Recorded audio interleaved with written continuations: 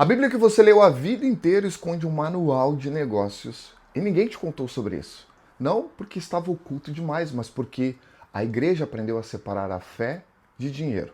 Como se Deus fosse espiritual no domingo e alheio na segunda-feira. Mas se eu te dissesse que Deuteronômio 8,18 não diz que Deus vai te dar dinheiro. Ele diz que Deus te dá o poder para fazer riquezas e não para receber. É para fazer.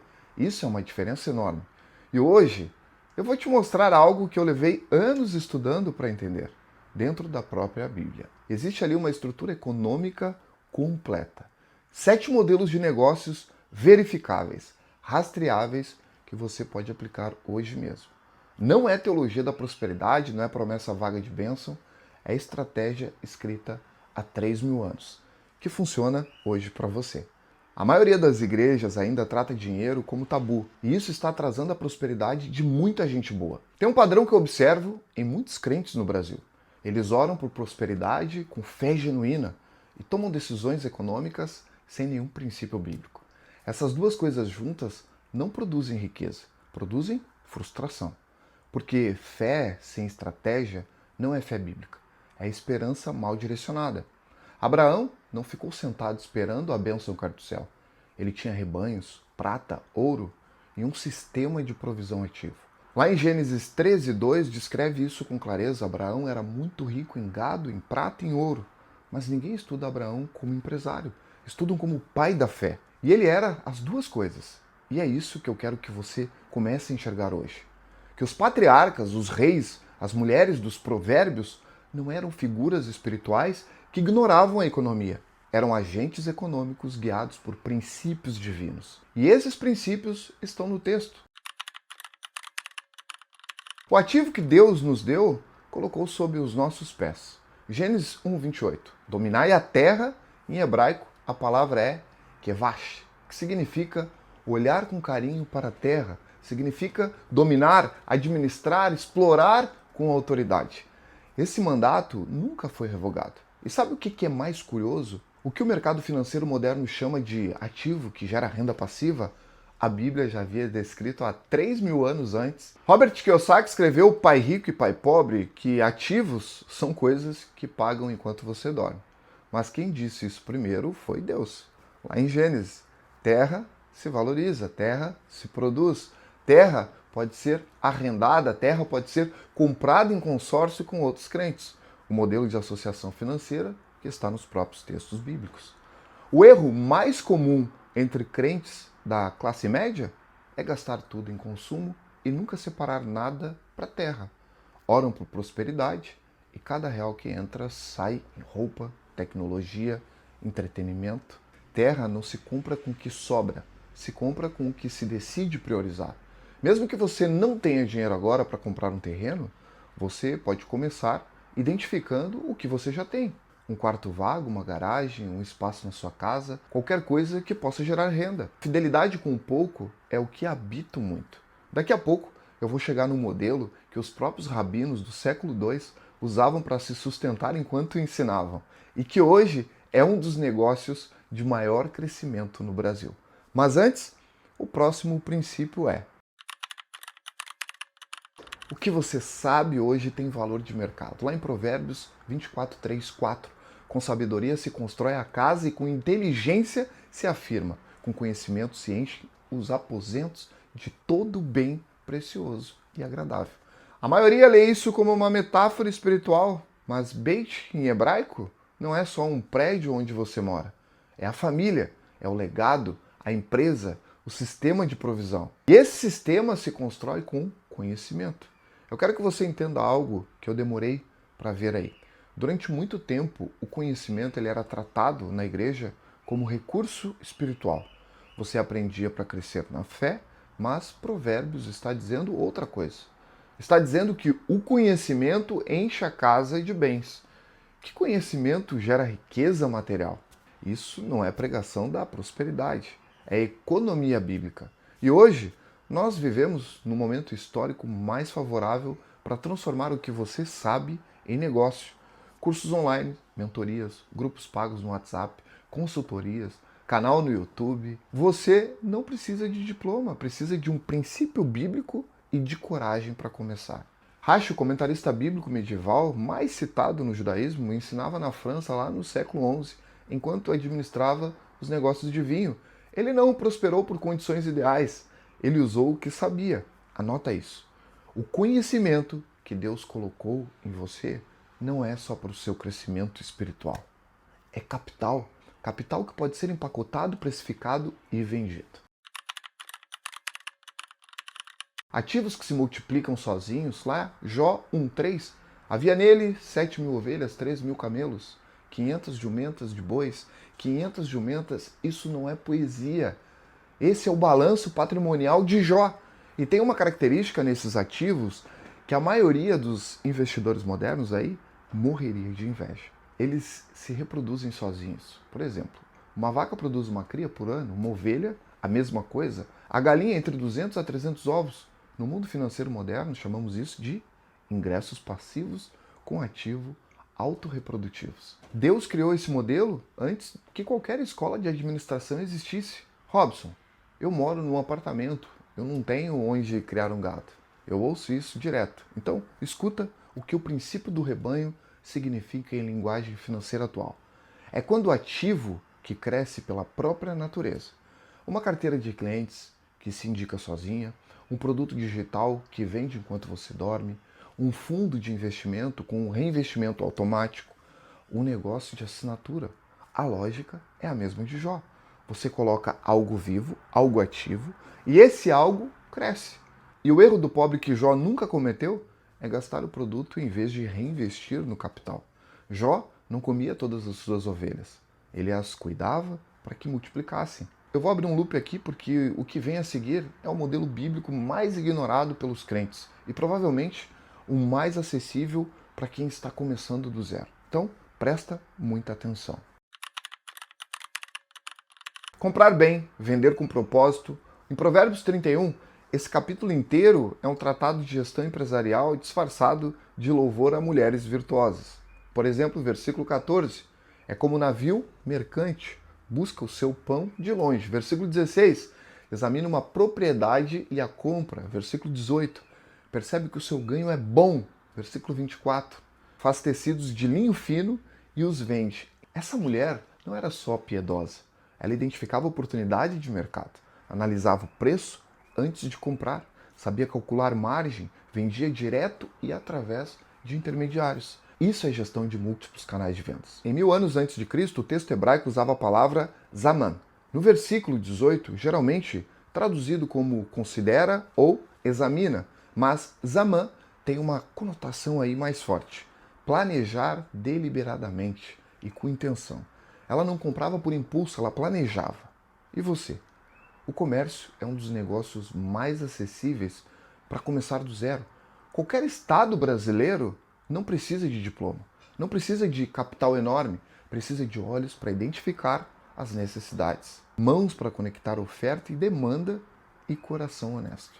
O erro mais comum entre os crentes no comércio é a falta de estrutura. Vendem, não registram, tem clientes, não tem precificação, tem produto, não tem sistema de reposição e quando o negócio começa a crescer, colapsa. Porque crescimento sem estrutura é caos com margem positiva temporária. O comércio feito com integridade, Provérbios diz isso, é uma forma de adoração. A semente que Deus prometeu multiplicar lá em Eclesiastes 11:6.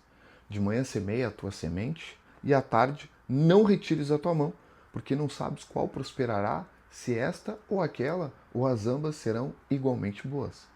Meus queridões, isso não é conselho de agricultor, é instrução financeira.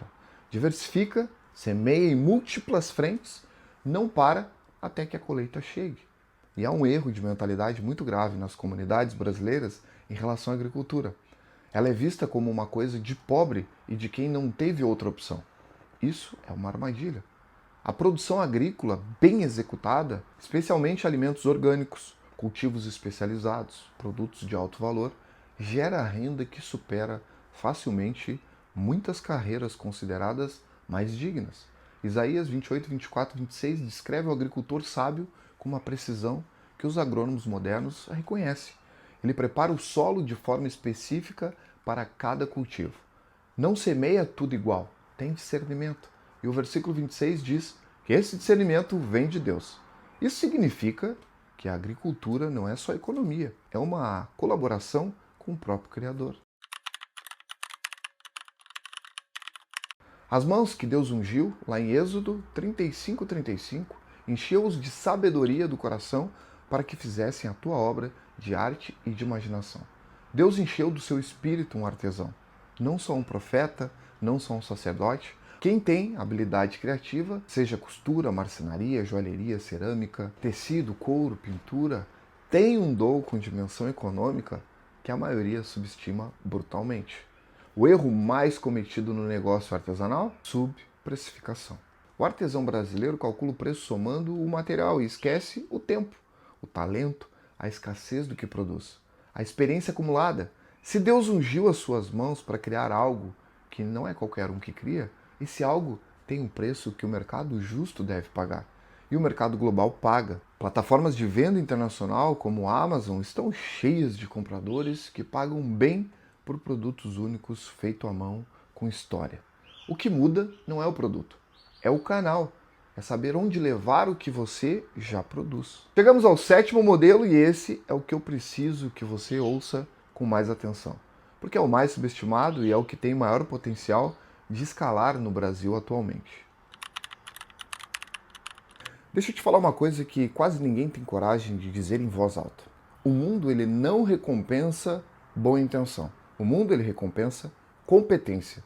E tem um tipo de competência que ele é tão invisível, tão subestimado, que só vira valiosa quando o caos começa a engolir tudo. E se chama administração. É aquela pessoa que organiza o que ninguém quer organizar, que pega a bagunça e transforma em rotina, que pega confusão e transforma em processo, que pega desperdício e transforma em resultado. A administração é o que separa gente sonhadora de gente que constrói. Porque é fácil, é muito fácil ter ideia, é fácil ter vontade, é fácil falar que quer prosperar. Difícil é sentar, planejar, executar, medir, ajustar e repetir todo santo dia. E é por isso que esse negócio aqui ele é tão poderoso. Porque ele não depende de hype, ele não depende de tendência, ele não depende de viralizar. Ele depende de uma coisa só: habilidade aplicada com constância. E o Antigo Testamento ele deixa isso cristalino num versículo que sempre bate muito forte. Lá em Provérbios 22:29 diz: Viste um homem hábil na sua obra, perante rei será posto, não será posto perante homens comuns. Presta atenção no que significa isso. O habilidoso ele não fica parado na periferia da vida. O habilidoso ele não fica implorando oportunidade. O habilidoso ele não fica vendendo barato para qualquer um. O habilidoso ele é colocado diante de reis, diante de quem decide, diante de quem tem acesso, diante de quem abre porta, diante de quem paga bem. Porque rei não compra desculpa, rei compra solução, rei compra resultado. E quando você entende isso, você percebe que a administração não é só um trabalho. A administração é um modelo de negócio, um dos mais escaláveis do século XXI. E, ao mesmo tempo, um dos mais ignorados por quem só quer dinheiro rápido. Sabe por quê? Porque ele exige o que quase ninguém quer dar: responsabilidade. E é justamente por isso que ele paga tanto, porque quando você administra bem, você faz o tempo render, você faz o dinheiro parar de vazar, você faz o negócio respirar, você faz a equipe produzir, você faz o dono dormir.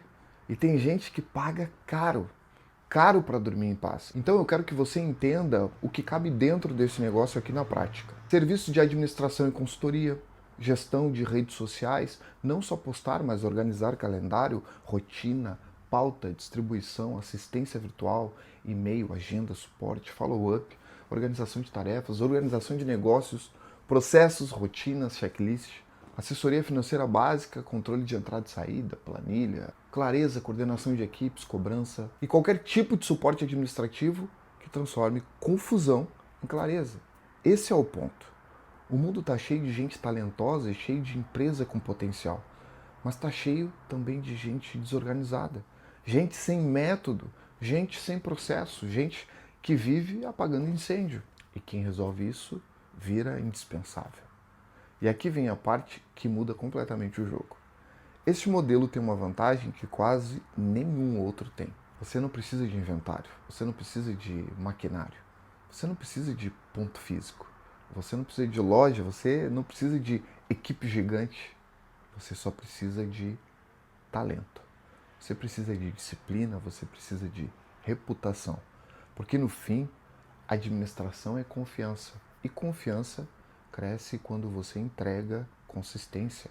E consistência é o que separa amador de profissional. Agora, deixa eu te dar um insight aqui, que para mim é o principal. Aquilo que conecta este modelo com todos os outros que eu passei para você. O que esses 7 modelos eles têm em comum? Nenhum deles exige que você espere ter mais para começar. Nenhum exige que você tenha o momento perfeito.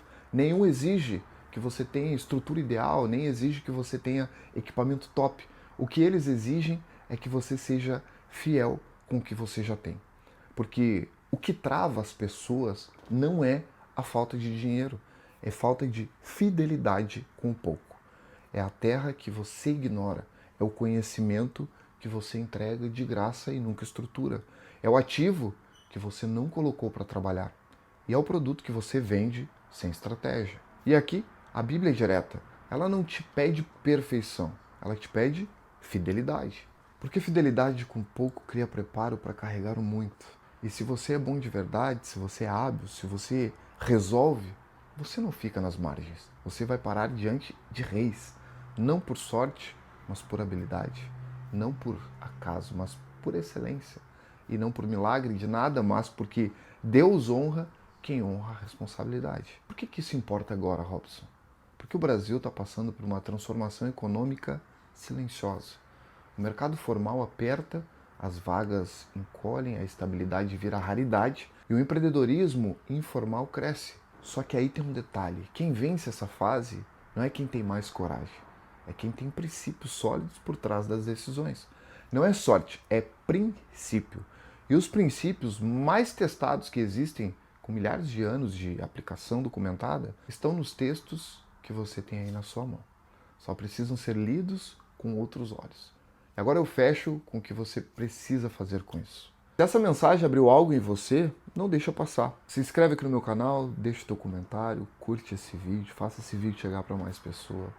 Isso você ajuda a eu trazer mais conteúdos para poder te ajudar a desenvolver melhor a tua vida. Comenta aqui abaixo qual desses modelos tem mais a ver com o que você quer construir.